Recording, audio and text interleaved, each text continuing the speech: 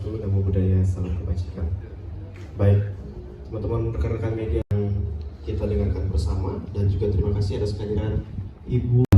Hari ini ya suatu kebanggaan kita bisa berkumpul di sini untuk menyampaikan beberapa kegiatan ke depan kita mengenai Kalbar Food Festival.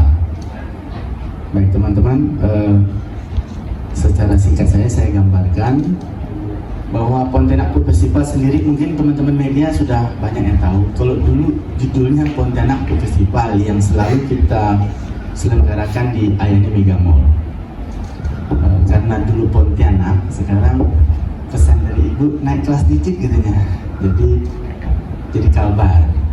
Kami juga berterima kasih kepada Ibu sudah sangat support kita dari awal kita sounding ke Ibu sangat mendukung. Ini suatu event yang kedepannya yang betul-betul punya potensi besar untuk mengangkat teman-teman kita di sektor UMKM.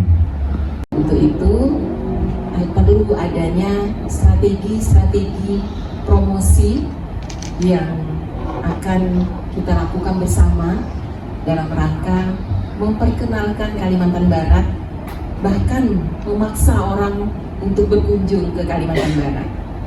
Kalau saya, ilmu dari saya sendiri ya, bukan ilmu dari siapa-siapa. Yang pertama, kita kepingin memaksa orang melihat kita dulu di marketing istilahnya, di pemasarannya, memaksa melihat Kalimantan Barat. Yang kedua, ketika orang sudah melihat kita, tentunya kita kepinginnya orang tidak bosan ya melihat kita ya. Artinya kita harus terus berbenah diri dengan melakukan inovasi dan kreativitas, sehingga orang melihat kita itu tertarik dan mengajak teman-temannya yang lain. Nah itu kalau ilmu dari saya sendiri di marketing, pariwisata, dan ekonomi kreatif, bukan teori dari siapa-siapa. Nah, kemudian tentunya dengan adanya survei internasional yang disampaikan oleh Bapak Direktur Pemasaran Kemenparekraf pada waktu itu, sebenarnya orang datang ke suatu daerah itu bukan yang pertama karena keindahan alam.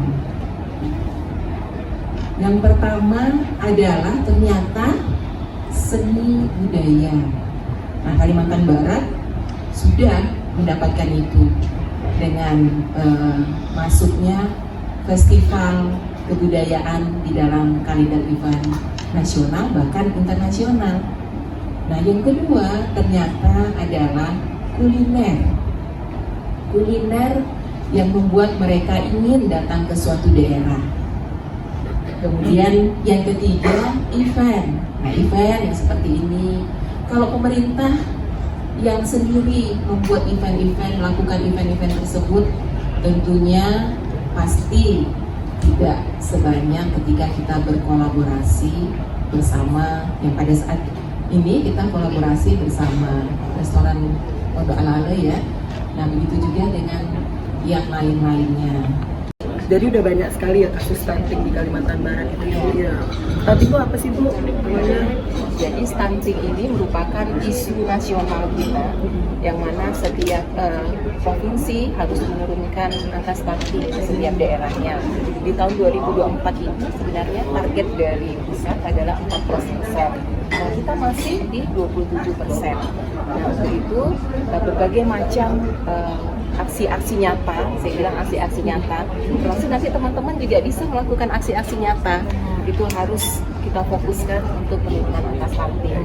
Stunting sendiri adalah kekurangan gizi secara kronis, sehingga tumbuh kembangnya nanti tidak sama dengan tumbuh kembang yang normal. Kan anak-anak bayi kan, termasuk kita dulu kan ada buku pink tuh ya. Kalau kita ke posyandu, kita ke rumah sakit, kita membawa itu ya, dia kan ada diagramnya, ada grafiknya, sehingga bisa normal. Nah, stunting ini bukan hanya menyangkut tinggi dan berat badan, tapi yang dikhawatirkan adalah pertumbuhan otaknya yang nanti lama-lama tidak tumbuh normal seperti anak-anak yang biasa. Nah, kita kan nggak mau ya, 2045 itu kan masa generasi emas kita. 22 tahun lagi. Jadi anak-anak bayi yang sekarang itu nantilah generasi-generasi penerus dari kami-kami ini kan. Nah, kita kepengennya SDM kita unggul. Dia misalnya bekerja di suatu perusahaan harus menjadi top manajemen, ya kan?